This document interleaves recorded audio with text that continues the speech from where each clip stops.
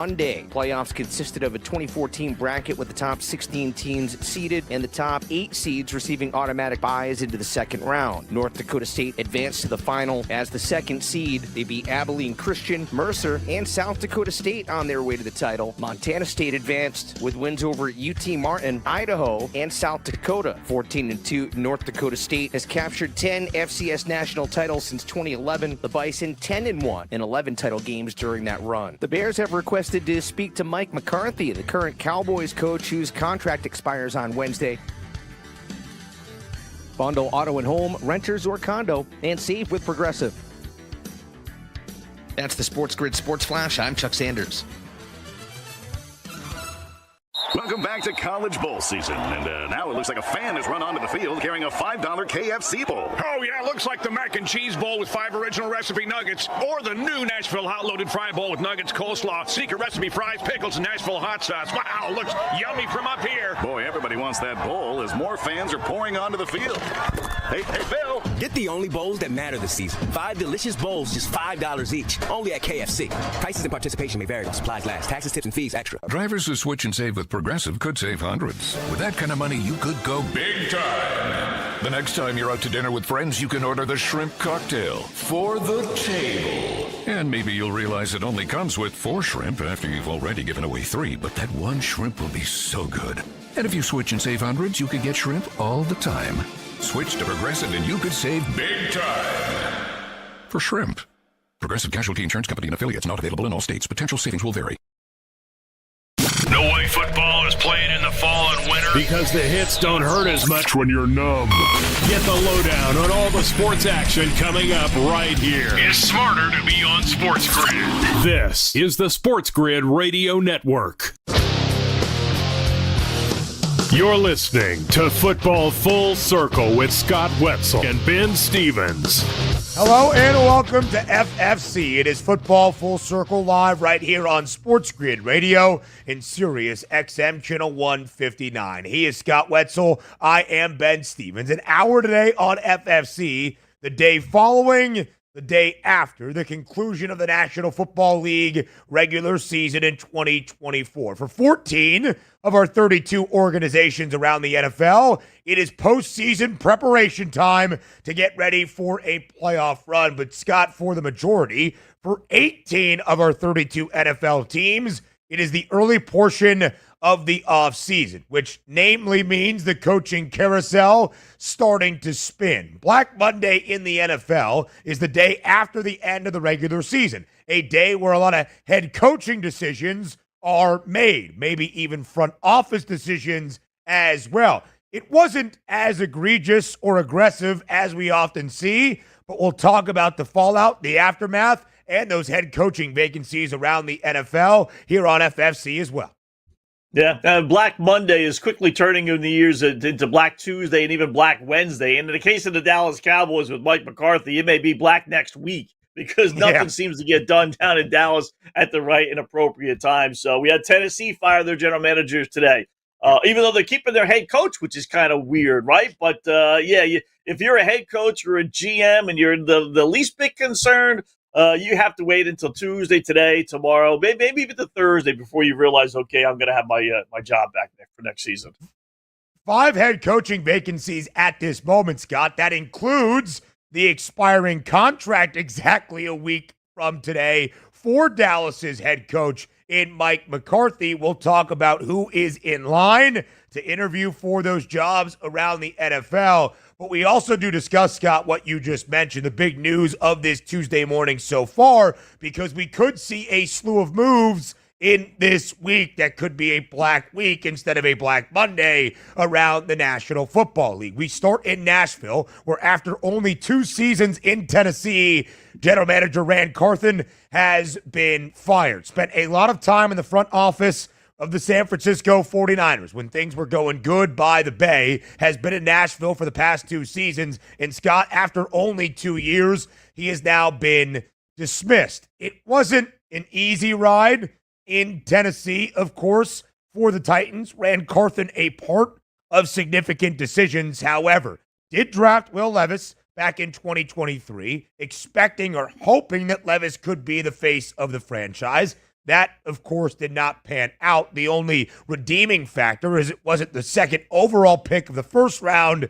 It was the second overall pick of the second round. But in the offseason, they part ways with Mike Vrabel after 2023. Rand Carthen hires a new head coach in Brian Callahan. He lets go of a staple of the organization in Derrick Henry and brings in a decent amount of offensive talent in Calvin Ridley and Tony Pollard, who he paid some rather big deals despite letting the King walk. And then it resulted in a 3-14 season and a 2-15 mark against the spread. Scott, the worst cover team in the history of the NFL in the Super Bowl era, your 2024 Tennessee Titans. So at the end of it, Rand Carthen now looking for a new job, fired as Tennessee's general manager.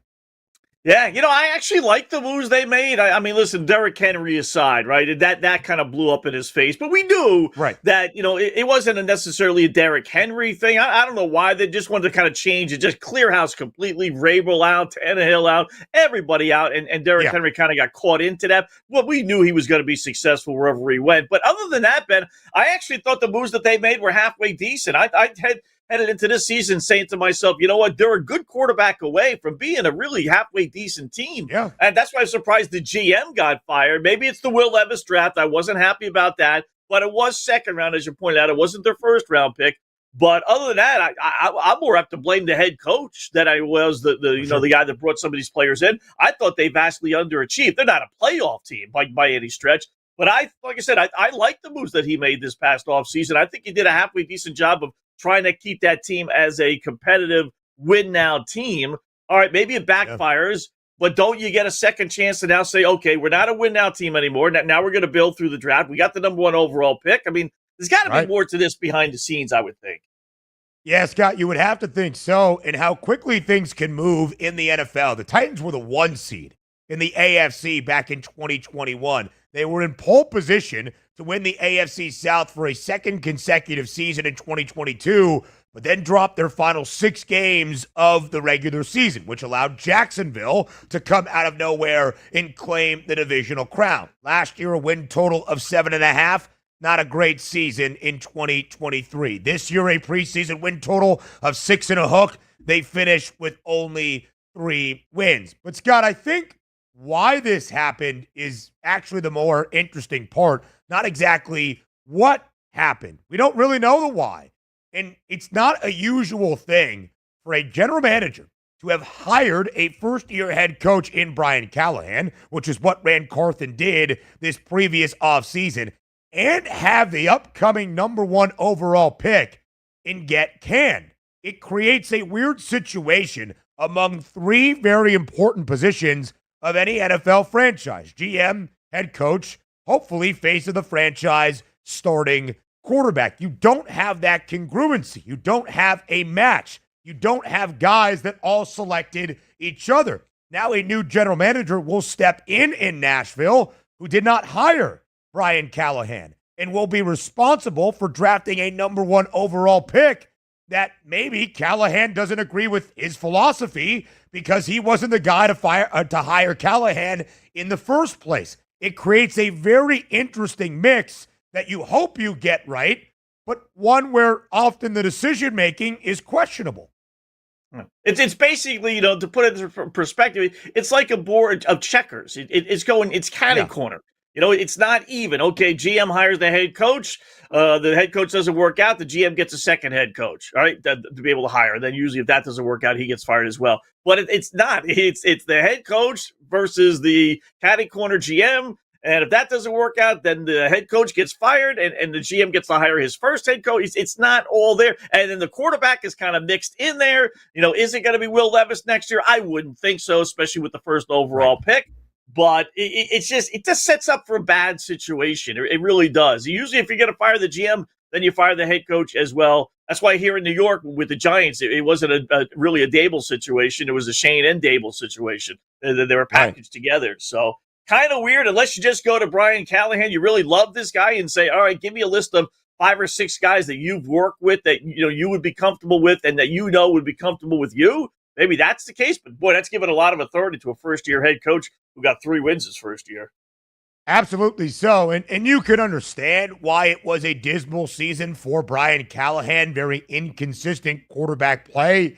He wasn't there when Will Levis was drafted, even in the second round. It was very clear very early on that Callahan was maybe not the biggest fan of Will Levis and the way that he played quarterback. Mason Rudolph is a career backup, but just that for Tennessee. So it's a weird picture for the Titans early in the offseason. Scott, elsewhere in the AFC South, we'll continue the conversation on the other side of the break. The retention of a GM yesterday was also shocking around National Football League circles. Jacksonville firing head coach Doug Peterson, but keeping Trent Baalke, which left a lot scratching their head. Quickly, Scott, what did you make of the decision in Duval County to fire Peterson but keep Baalke?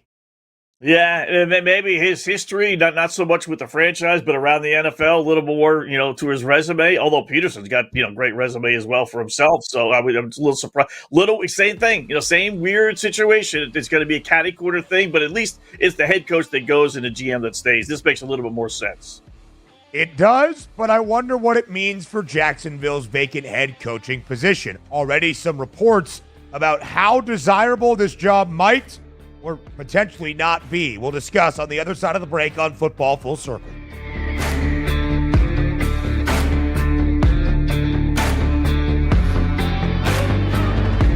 4 out of 5 scientists agree it's smarter to be on SportsGrid, and we're pretty sure that one scientist is still a virgin. He just gives that vibe. This is the SportsGrid Radio Network.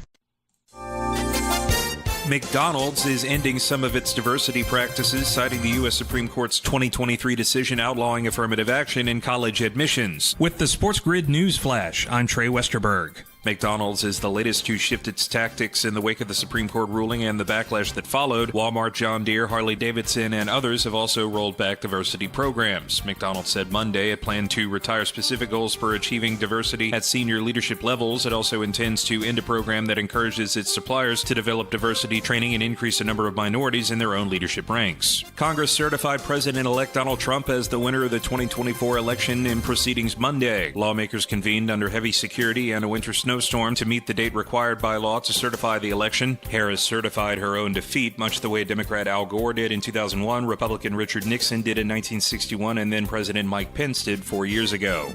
I'm Trey Westerberg with the SportsGrid News Flash.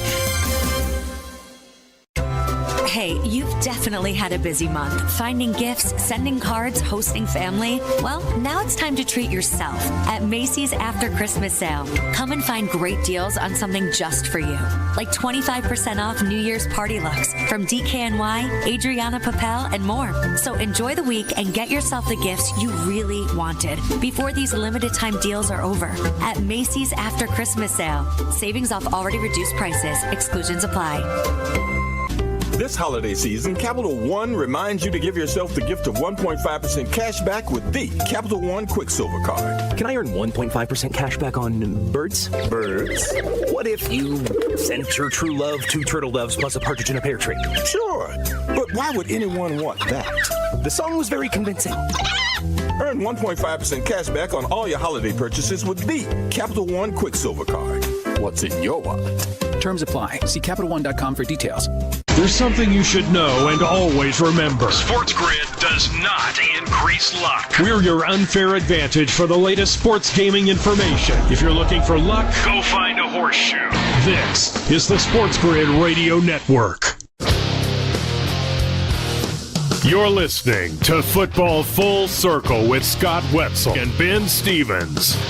Live right here on Football Full Circle, it is FFC. The coaching and maybe even front office executive carousel is continuing to spin around the NFL for 18 organizations already planning their future in the offseason ahead around the National Football League. Scott, right before the break, we started discussing the Jacksonville moves made yesterday. The dismissal of Doug Peterson, the head coach, after 3 seasons and a 22-29 record, but keeping Trent Baalke, the general manager, in-house in Duval County. It sent shockwaves through the NFL because a lot of people thought that if Jacksonville was making moves this offseason, it would be both Peterson and Baalke. Trent Baalke was the guy who was already there.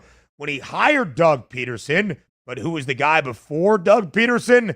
That was the failed experiment and the disaster of the 2021 season of Urban Meyer. So many thought Baalke's job was on the line. It turned out they are deciding to keep him in Duval County. That's what owner Shad Khan said yesterday. Scott, Jacksonville now becomes one of the 5 vacant head coaching positions around the National Football League. On paper, should be desirable. It's Florida. It's nice. You have a quarterback that you believe is the face of your franchise in Trevor Lawrence, and some talent spread out around the roster. A team that won a division as recently as 3 seasons ago.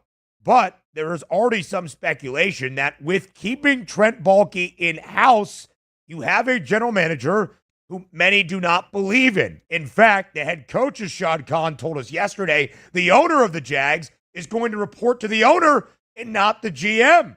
Do you believe, Scott, the Jags head coaching job is a good spot to land? Probably not, right? And I got a feeling, Ben, one of the reasons Baalke is still there is because he's the guy that signed Trevor Lawrence to the crazy contract that he got last year. So if you blow out the head coach and the GM and you bring in a new regime, what does that say about, Trevor Lawrence's, stature there? All of a sudden he goes from kingpin to both my guys are no longer here. That would be a weird situation. It might be one of those where, listen, you wanted this guy, you wanted to sign this guy to a $40+ million contract, you're stuck with him. I'll get rid of one of you guys, but Trent Baalke, you're going to have to live with this. So, why they would bypass him and report to Khan, I don't know. But if I'm a head coach and wanting, these jobs are far and few between, right? I don't know if there's anyone that's going to say no to that ultimately, right? But would it be on the pecking order like one? Whereas normally you'd think, okay, I got a good quarterback, and Trevor Lawrence, that I would like that job better than I would some of these other openings, but I don't know. You got a fan base that's not great. I've seen enough Jaguar games to know half the stadium is empty on Sundays. Half the games are played over in Europe because the head coach or the owner doesn't want to play in Jacksonville anymore. I mean, it's a weird situation. It really is. It wouldn't be, like I said, you would take it because there's so few jobs, but it wouldn't be high on the list if I was going to do a pecking order. I'll tell you that. There's only 32 NFL head coaching jobs. There are only 5 that are currently open, or I guess 4 currently open, 1 on the horizon, unless a contract extension in Dallas is agreed to before next Tuesday. So, Scott, not all of them look all that eager. We'll talk about them in just a little bit. Trent Baalke fascinates me, though, as he's a longtime executive around the NFL. Back in the mid-2010s, he was the GM in San Francisco. There were reports that he and Jim Harbaugh at the time were bickering. It led to Harbaugh resigning, heading to Michigan, the promotion of Jim Tomsula as the head coach in 2015, a 5-win season that led to the hiring of Chip Kelly the next year, a 2-win season that ultimately led to both Chip Kelly and Baalke getting fired. Trent Baalke then comes to Jacksonville as a director of player personnel, gets promoted to interim GM at the end of his first year in 2020, and then promoted to full-time GM entering the 2021 offseason, in which he drafts Trevor Lawrence first overall and hires Urban Meyer. Of course, Urban Meyer was fired after only 15 games of his first year. Trevor Lawrence has had some high highs and some low lows, but entering this past season, the 4th of Lawrence's career, 5-year, $275 million extension that at the time made Trevor Lawrence one of the highest paid players in the history of the NFL. It's a weird situation because you are tied to a quarterback, at least for a few years, one you hope is the face of the franchise and a former number 1 overall pick, and yet you're reporting into the owner. You have a GM that some see is not the best at his job. Scott, I saw a quote yesterday from a coach, a potential head coaching candidate for any of the jobs, but also in Jacksonville, who said that the retention of Baalke creates a weird situation, that if Jacksonville is truly trying to move the franchise forward, then you get rid of the GM too. They decided not to do that. Yeah, it's just weird because the pecking order is supposed to be head coach, GM, maybe team president, owner, and now you're just basically skipping the GM. And again, if that was the case, then why do you keep the guy? It almost seems like it's in spite, man. Like, all right, you know what? You gave this $275 million contract to this guy. Yeah. You know what? You're, like I said before, you're going to stick around. You're going to have to suffer the consequence. I'm not going to let you go walk free. No way, and leave us hanging with this contract and this player. Sure. I think you could win with Trevor Lawrence. Ultimately, is he like lived up to all the hype? Like he was supposed to be the greatest thing in the world? No, clearly not, right? But we've seen enough bad quarterbacks be able to make the postseason. You should be able to win with him. They just have not done that except for that one season where they look great. They look like, year number 2, it looked like he was going to be the greatest thing in the world, and it just hasn't really, it's regressed since that point. With Doug Peterson, was supposed to be on the come up. They win the division. They come back to beat the Chargers in historic fashion, only to falter the last few years. Trevor Lawrence, a rarity in his NFL career, or really his entire football playing career, dealing with injuries, only 10 games this season.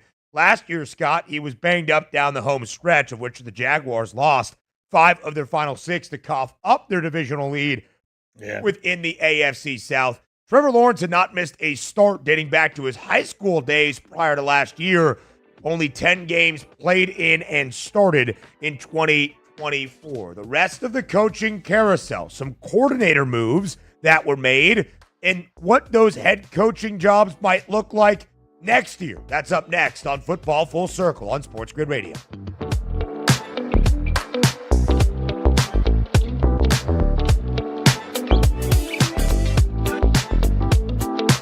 There's smart. And there's not smart. Not smart is hope as a strategy. It's smarter to be on SportsGrid. Keep it here. And win. This is the SportsGrid Radio Network. The SportsGrid Radio Network presents This Date in Sports History. In 1992, pitchers Tom Seaver and Raleigh Fingers are elected to the Baseball Hall of Fame. In 1979, in the AFC Championship in Pittsburgh, the Steelers pound the Oilers 34-5. And in the NFC Championship in LA, the Dallas Cowboys beat the Rams 28-0. The Steelers would go on to beat the Cowboys in the Super Bowl 35-31. For SportsGrid Radio, I'm Mike DeMurgis. The Technology Minute with George Capalbo. University College of London scientists have created the world's thinnest spaghetti. And by thin, this electro-spun nanofiber pasta makes your grandfather's angel hair look like a redwood tree trunk. At 372 nanometers, that's 14,000 billionths of an inch thick. It can only be seen with an electron microscope. Made of safe edible starch for medical drug delivery and porous bandages that let moisture in and keep bacteria out. Cooks up for dinner in just a second. However, only one problem. I can't see it. Follow me at Chicapalvo on X and stay tuned to the Technology Minute for more cool stuff like this. Money line. The moment where the Green Bay Packers thought, we have a chance to avoid Philadelphia, get the quarterback back in the game who we absolutely benched because we didn't want him to get hurt any further. We need you to win this game, only to see Chicago Bears go right down the field and kick a field goal to beat them. That was a tough day for the Packers with a lot of roller coaster of emotions. Catch Money Line with Donnie Rightside and Kevin Walsh. Weekdays, 11 a.m. Eastern, 8 Pacific on the SportsGrid Radio Network. Wherever you go, there you are. Download the SportsGrid mobile app and we'll be right there with you. So now you can get the winning edge anywhere. Even while the wife's talking to you. If you've got an earbud. This is the SportsGrid Radio Network. You're listening to Football Full Circle with Scott Wetzel and Ben Stevens. So, there are 4 current head coaching vacancies around the NFL after Jacksonville fires Doug Peterson, the only move we really saw during the actual day of Black Monday. New England Patriots fired Gerard Mayo after the Patriots won their regular season finale to not have the number 1 overall pick. And Scott, as I am doing my current math, 5 current head coaching vacancies could be a 6th with the Dallas Cowboys coming up in just a little bit, because we had 3 organizations make a move during the regular season: the Bears, the Jets, and the Saints. And Scott, speaking of the parallels between Chicago and potentially the Cowboys needing a new head coach, yesterday we got some interesting news from ESPN's Adam Schefter. The Bears formally reached out to the Cowboys to seek permission to interview Mike McCarthy. The Cowboys now will make their decision if they will grant said asked permission. But if they don't, the Bears might only have to wait just 7 days from right now, exactly a week, when Mike McCarthy's contract runs out January 14th, and thus his exclusive window comes to a close. Scott, what do you make of Chicago reaching out to Mike McCarthy? And then we can talk about if he will even have a job status remaining with the Cowboys. Yeah, a couple things with that. That is so weird. Like, what has he done, first off, with Dallas that would make you say, all right, I want him as our head coach? I mean, he couldn't win with Dak Prescott on a big-time level. Is he all of a sudden going to turn Caleb Williams into a winner, and they're going to be able to win on a big-time level in Chicago?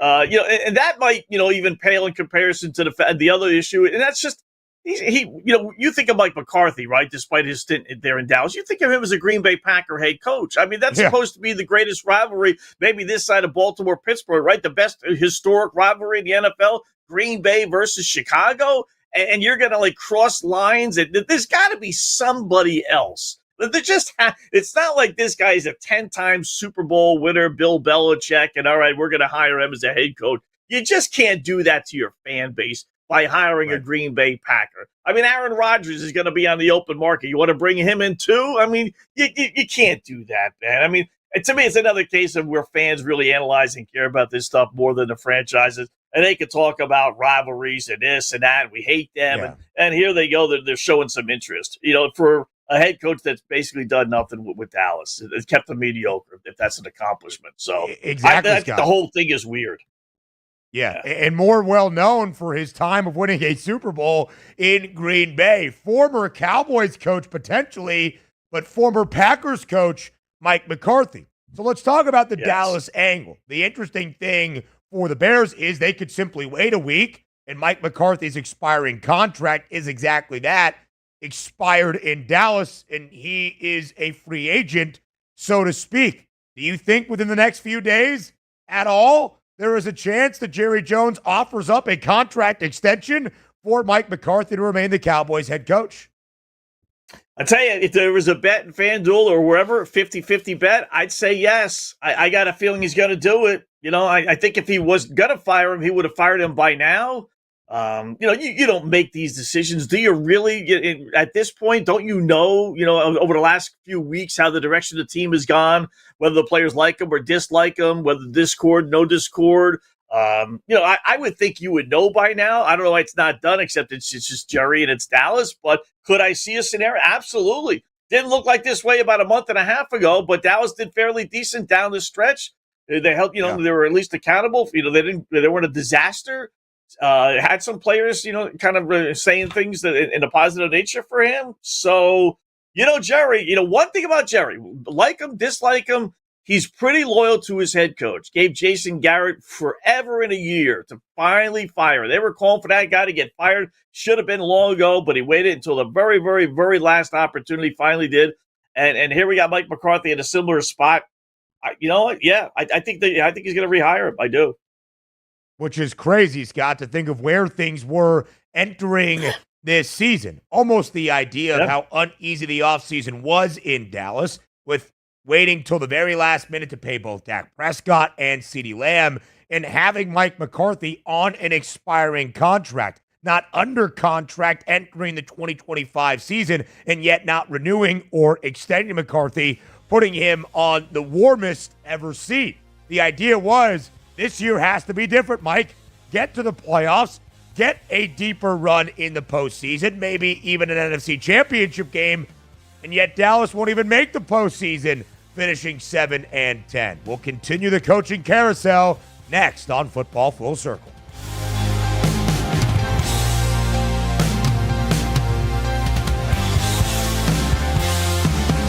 The Winning Edge. You've got it. But not everybody has it, because not everybody listens to us. But we're working on that. This is the SportsGrid Radio Network. Progressive presents the SportsGrid Sports Flash. I'm Chuck Sanders.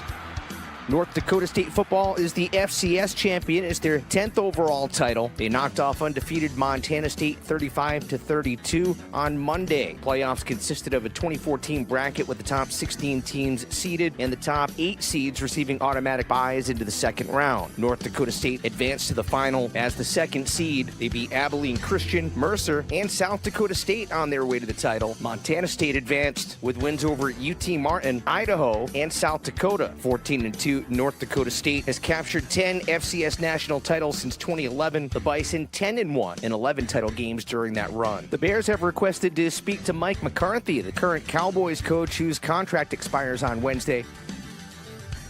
Bundle auto and home, renters or condo, and save with Progressive. That's the SportsGrid Sports Flash. I'm Chuck Sanders.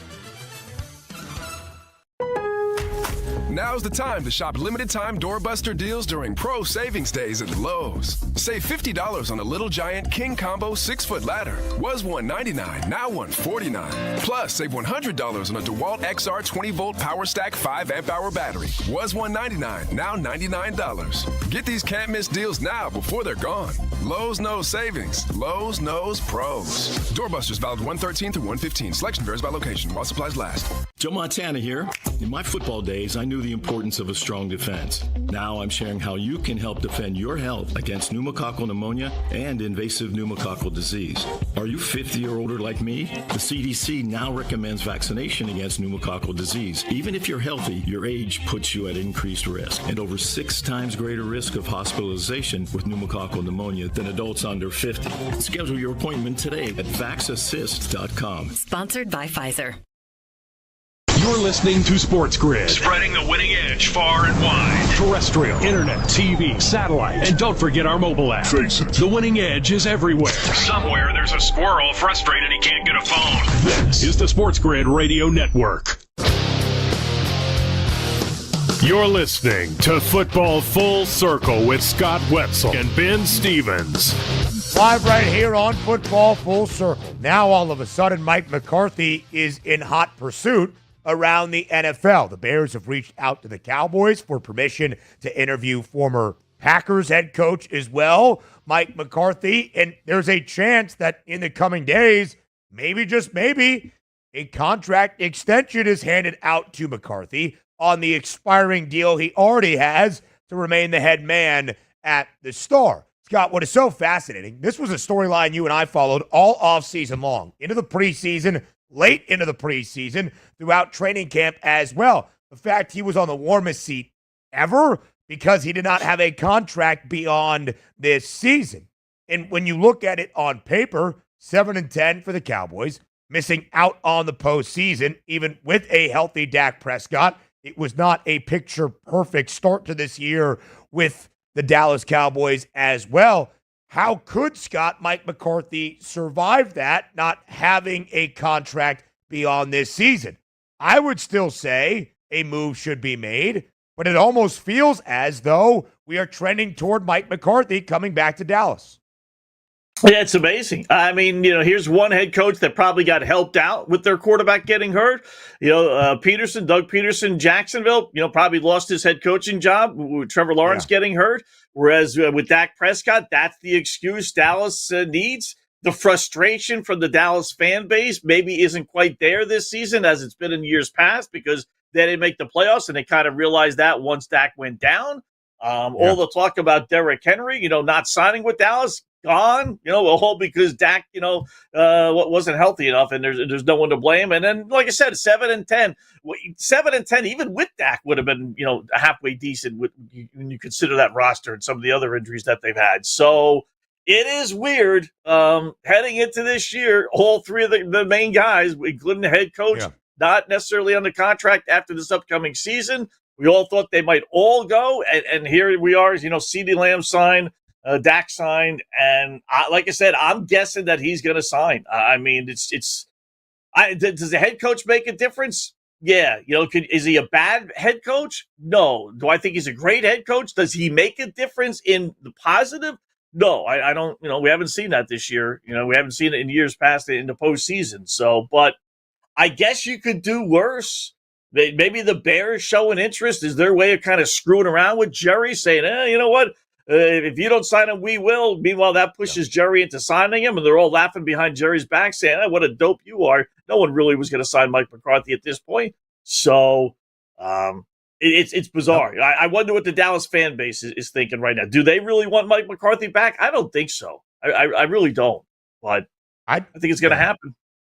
I don't either, Scott, but who knows, right? 5 years now in Dallas for McCarthy, bookended by 2 seasons of double-digit losses. His first in 2020, this year, of course, in 2024, but sandwiched in between 3 consecutive years of a 12-5 record with a divisional title twice in that 3-year span. And yet that is always what we joke about with the Cowboys. Regular season success, appearing in the postseason, faltering in the biggest way once they reach the playoffs. But McCarthy didn't even get to the playoffs, which is normally the standard of success for Jerry Jones, and might see another year all in. We'll see exactly what Dallas decides. In another, by the way, uneasy offseason for the Cowboys, Micah Parsons needs to be paid. You got to address the running back spot, and you might be looking for a new head coach or bringing back one that is coming off a 7-10 season. So, Scott, as we shared, 5 vacancies at this moment, could be 6 by the time we talk again on a Tuesday on FFC next week with Mike McCarthy's expiring contract. The Jets, the Saints, the Bears, the Patriots, and the Jags all both firing their head coaches following their final regular season game. Jacksonville yesterday, we've talked at length about the Jags, and now the Patriots dismissing Gerard Mayo on Sunday following New England's outright win at home against Buffalo that squandered the chance for the Pats to hold the number 1 overall pick. They didn't need a quarterback. Drake May is their guy, but with over $130 million of cap space and a number 1 pick that could have gotten you a lot of draft assets back for somebody to trade up to select a quarterback, a lost opportunity for the Patriots. But still, some promise with this New England franchise moving forward. Yesterday, we heard from Robert Kraft taking the onus, Scott, and really the blame for setting Gerard Mayo up in a bad spot, right? Trying to be the heir apparent to Bill Belichick, who had been there for 2.5 decades of resounding success you do not often see in professional sports. One thing we also might have expected Robert Kraft to say yesterday in his news conference, oh, by the way, we're getting rid of one former Patriot linebacker to hire another former Patriot linebacker, as it does seem Mike Vrabel is at the very, very top of a very short list to be that next Patriots head coach. I would think so, right? And first off, with Kraft, if you really feel that bad, then don't fire him. If he sits up there and says, well, I do believe he does have all the qualities to be a great head coach one day, just not now. Well, then, hire some coordinators and hire some people, Ben, on staff that were former head coaches that can help him out a little bit. They did no favors, not by hiring him. They didn't do any favors by the assistant coaches that they brought in and had on staff. I mean, that was a lost cause there in New England. So if you still believe in Mayo, all right, keep him, but get rid of everyone else. And like I said, bring in some former head coaches that can help him out there just a little bit. I mean, so if they don't have a deal with Mayo or with Vrabel, secret handshake. Listen, you know what? We're not going to make any announcements until we fire Mayo. Then you can bring you in a few days later. If that doesn't happen, and they go get some guy from another organization again with little experience or to no experience whatsoever, then what was the point of firing the guy? I mean, I really feel bad for him. And then you said that they blew the first round pick.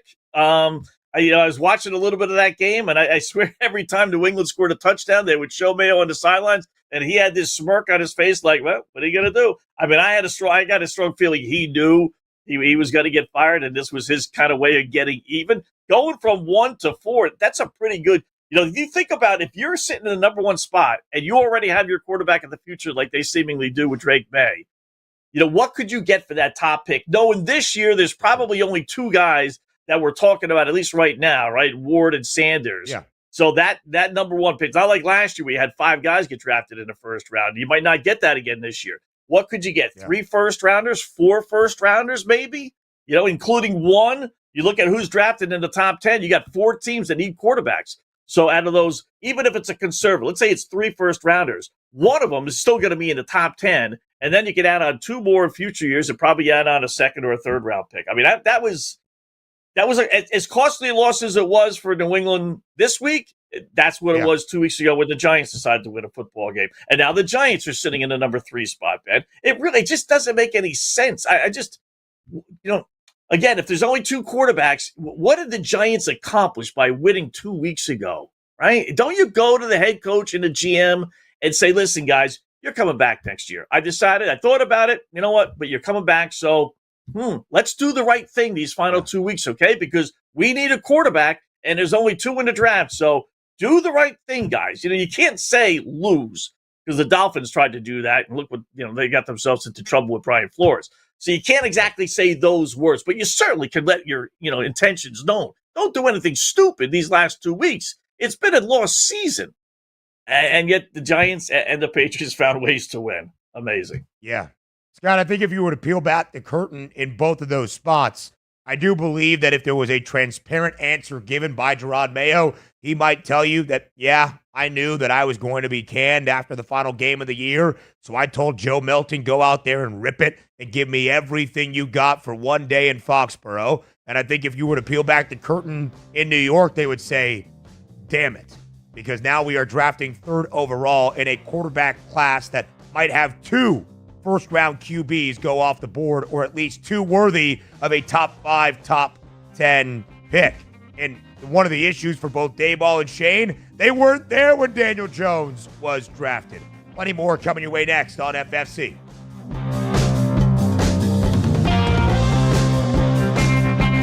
We're not saying every SportsGrid listener is a legend, but you might start thinking about who's going to play you in the movie.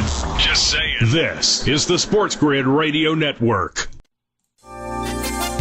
McDonald's is ending some of its diversity practices, citing the U.S. Supreme Court's 2023 decision outlawing affirmative action in college admissions. With the SportsGrid News Flash, I'm Trey Westerberg. McDonald's is the latest to shift its tactics in the wake of the Supreme Court ruling and the backlash that followed. Walmart, John Deere, Harley-Davidson, and others have also rolled back diversity programs. McDonald's said Monday it planned to retire specific goals for achieving diversity at senior leadership levels. It also intends to end a program that encourages its suppliers to develop diversity training and increase the number of minorities in their own leadership ranks. Congress certified President-elect Donald Trump as the winner of the 2024 election in proceedings Monday. Lawmakers convened under heavy security and a winter snowstorm to meet the date required by law to certify the election. Harris certified her own defeat, much the way Democrat Al Gore did in 2001, Republican Richard Nixon did in 1961, and then President Mike Pence did 4 years ago.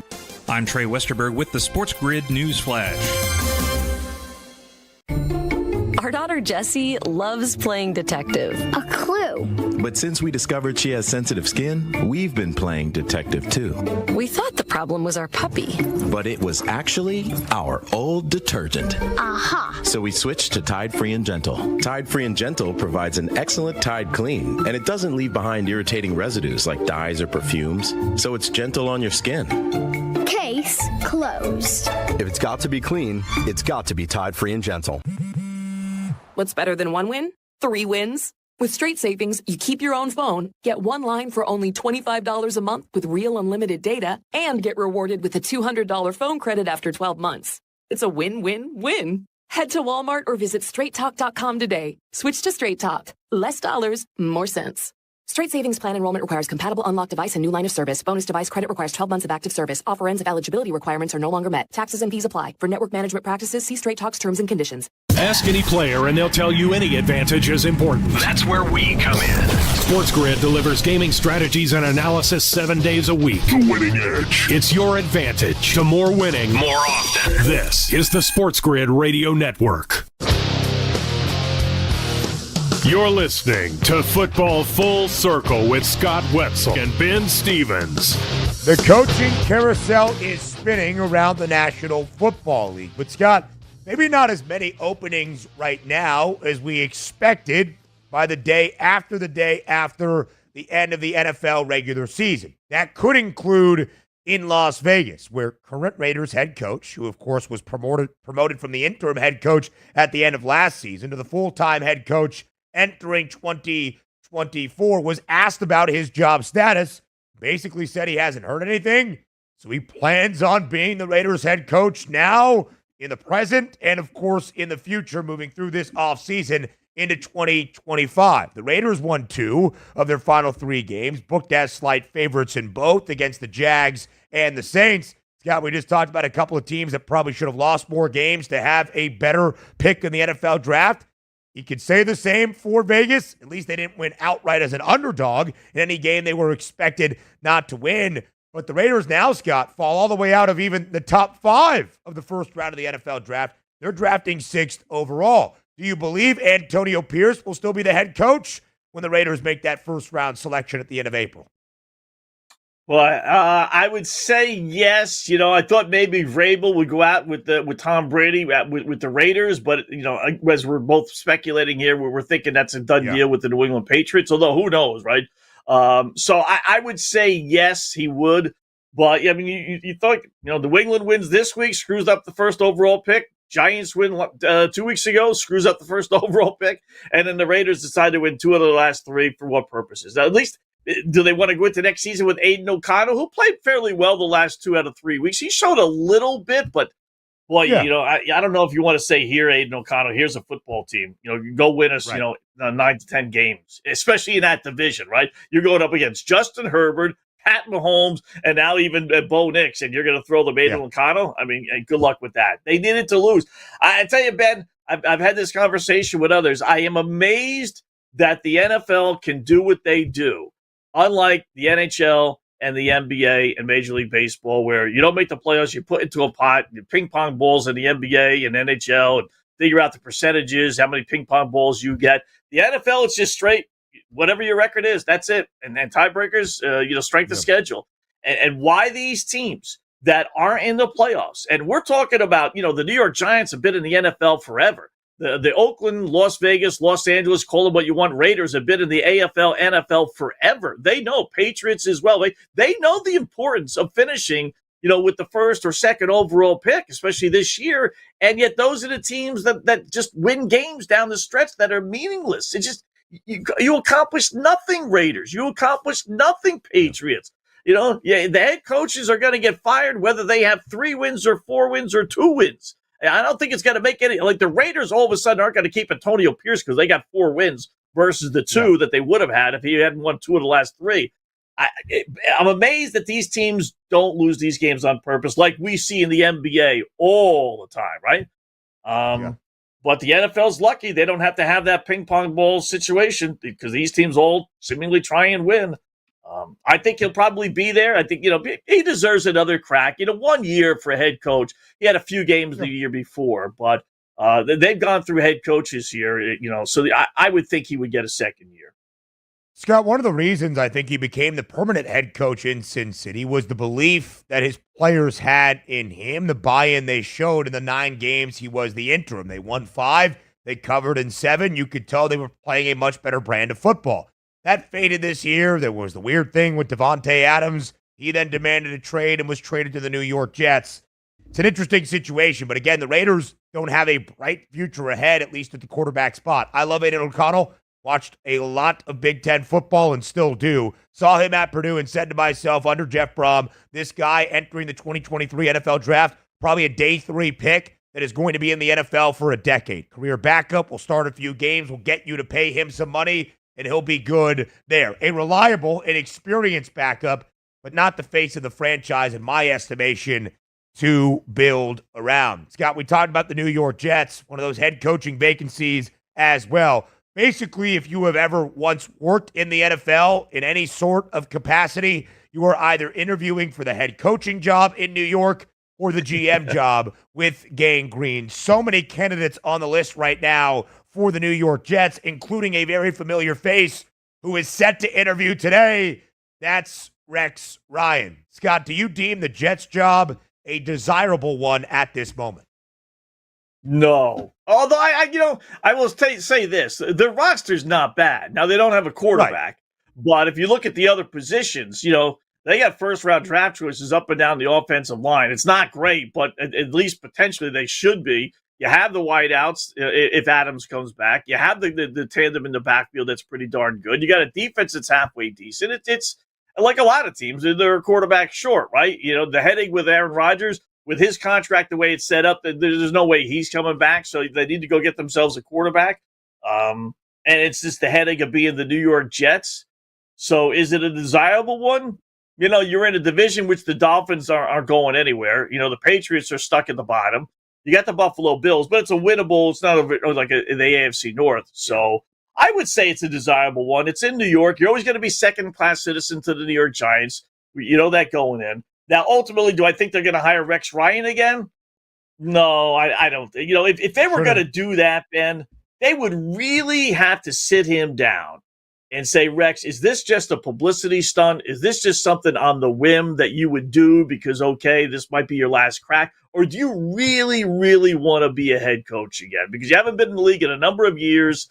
I don't like taking guys out of the broadcast booth and make them head coaches because I just wonder about their real desire. He would really have to sell me on, I really want to do everything that you need to do to be a head coach and give this job 24/7. Otherwise, I'd stay clear. Yeah, I would as well. You've already done it. Yes, it had some success, but it's over. Maybe it's just to check a box or whatever you need to do.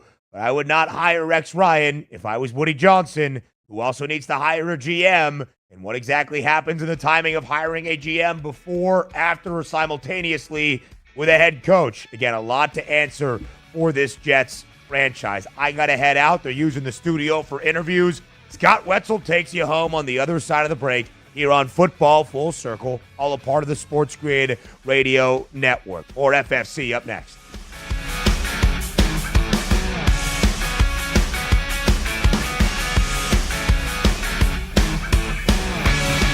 Luck is winning the lottery. Strategy is settling your divorce before cashing in the tickets. It's smarter to be on SportsGrid. Get the winning edge. This is the SportsGrid Radio Network. SportsGrid TV and radio networks are the premier streaming video and audio channels dedicated to serving the sports wagering audience. Found on major smart TV platforms and streaming on SportsGrid Radio and Sirius XM Channel 159. SportsGrid's real-time data, expert commentary, and entertaining analysis transform viewers into informed sports enthusiasts. Our weekday radio lineup begins with the early line at 8 a.m. Eastern with Ben Stevens and Donnie Rightside. Donnie joins Kevin Walsh on Money Line at 11 a.m. Eastern, followed by Football Full Circle at noon Eastern. Kaplan and crew join the party at 1 p.m. Eastern, and Pharrell Coast to Coast keeps things rolling from 3 to 6 p.m. Eastern. Get in the mix with Kevin Walsh and Game Time Decisions at 6 p.m. Eastern. Evenings simmer with Carver and Lisi, then boils over with Gabe Moritzi on Sports Rage Late Night at 10 p.m. Eastern. To find out where to find SportsGrid that's best for you, go to sportsgrid.com. It's smarter to be on SportsGrid.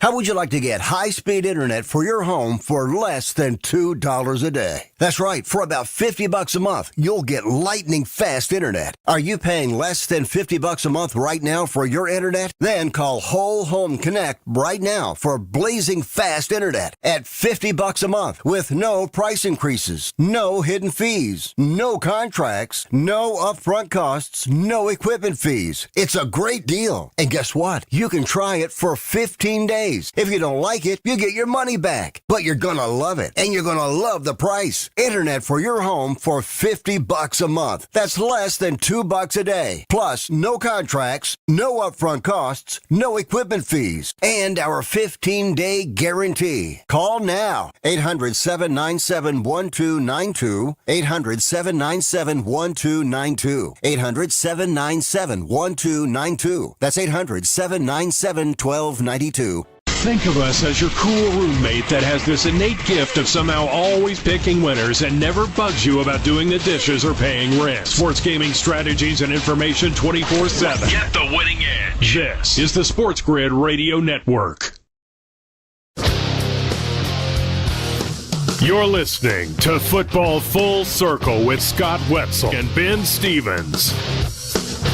All right, welcome back. It is Football Full Circle here on the grid. Just wrapping up shop here. Didn't really get a chance to talk with Ben about the games. We'll get more into that clearly tomorrow, but just to take kind of peek at the lines, just kind of get a bearing on where they may end up and what they started out basically with. So first game is Saturday. Poor Houston Texans. They've been in the postseason now 2 straight years, and if memory serves me correct, and I'm almost positive, last year it was Saturday, 4:30. They got buried like no one cares about the Houston Texans, even though they were a terrific story last year coming out of the blue, being the worst team in the NFL the year before. Not so much this year, but they get buried. 4:30 game, if you want to call being buried, right? Texans getting 2.5 against the Chargers at home, which I find interesting. Over under 42.5. I know Houston has not played well. They did look good their last game, albeit a meaningless game where some teams just roll over. They did not. They beat the Houston Texans with their backups in there. So I give them a fighting chance, maybe a little bit more. If that thing goes up to 3, because the juice is towards the Chargers, laying to 2.5, I would definitely be inclined to take the Texans +3, even if you have to buy the hook on that one. Baltimore and Pittsburgh, boy, I tell you what, take a snapshot of this one. Ravens down 9.5-point favorites. That opened up either 7.5 or at worst 8.5, and now it's up to 9.5. You don't see too many times with these two teams, Ravens favored by that much. I know it was like a 7.5 line, their second game in the regular season, and Baltimore ended up covering, but historically, all the trends are going to say Pittsburgh covering the spread because 9 times literally out of 10, this ends up being a 1-score game. So I know the Steelers aren't playing well, but I can't lay 9.5. Initial thoughts on Baltimore against Pittsburgh. Anybody else, maybe, but not Pittsburgh. Over under 43.5 as well. Buffalo, this is the one there's a lot I'm intrigued with, but I am curious to see how Denver does against the Buffalo Bills. 8.5. I like the over in the game, 47.5. Denver's turned into a nice over team. The last few seasons, it's been nothing but unders, but that's not been the case with Bo Nix. He's been able to move the football. Boy, they played as good can be against a give-up, basically, Kansas City team this past Sunday. I think they can keep this close. I think this is going to be a 1-score game, and I do think we're going to get some points. 28-24, 31-27, something like that, as long as the weather holds out in Buffalo. Second game Sunday, that's a 1 o'clock Sunday.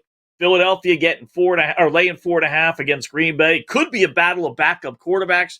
Don't know about Jalen Hurts. I'm guessing Jordan Love is going to play, but he did get removed against the Bears this past Sunday with his hand injury. So wouldn't that be something? Both teams with a backup quarterback.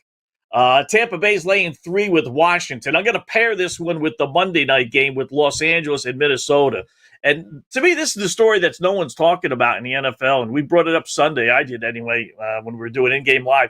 I don't get the Rams tanking their last game Sunday. They played competitively. They did. Jimmy G played well. They had a shot to win the game, but ultimately they lost, and that dropped them into the number 4 spot. And now you got to play, as it turns out, Minnesota, but dropping it to the number 4 spot, heading into Sunday's night game, that you were going to play the loser of Detroit and Minnesota versus winning on Sunday, and then you were going to get Washington. Good team, obviously, but a rookie quarterback on the road postseason, and the Rams rested their starters so they could play Monday night against, as it turns out, Minnesota. They may have had to play Detroit. That to me just didn't make any sense. I don't get that. I really don't. And I didn't get any criticism for that. No one even really kind of brought it up. But when Washington won earlier in the day, that forced the Rams to have to win their game. Otherwise, they would fall to the number 4 spot. And I just don't know why they would take a chance, even if it ended up being Minnesota, as it did. I'd still rather play Washington at home, wouldn't you, than Minnesota at home? With all the weapons that the Vikings have. So, very weird. So Tampa Bay's laying 3 against Washington. A little surprised that line's as low as it is, 50.5. And then the Rams are actually underdogs. Would the Rams, ask yourself this, would the Rams be home underdogs to Washington? Nope. If they end up getting slaughtered, I don't really have a dog in a fight, but I'm rooting for them to lose now. Just so they could, maybe someone ask him, do you really think it was worth resting your guys and having to face a much, to me, better Minnesota team, as it turns out, than a Washington team led by a rookie quarterback? But that's what the Rams decided to do. So, and now they're home dogs. Over under on that one, 47.5. Maybe they'll think they're going to get the Sam Darnold that we saw Sunday night. If that's the case, then the Rams probably win. All right, we'll be back tomorrow, me and Ben. Football Full Circle here on the Grid. Enjoy your Tuesday, folks.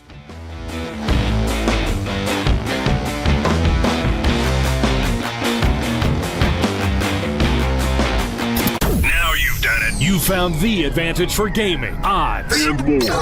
But we call it the winning edge for short. This is the SportsGrid Radio Network.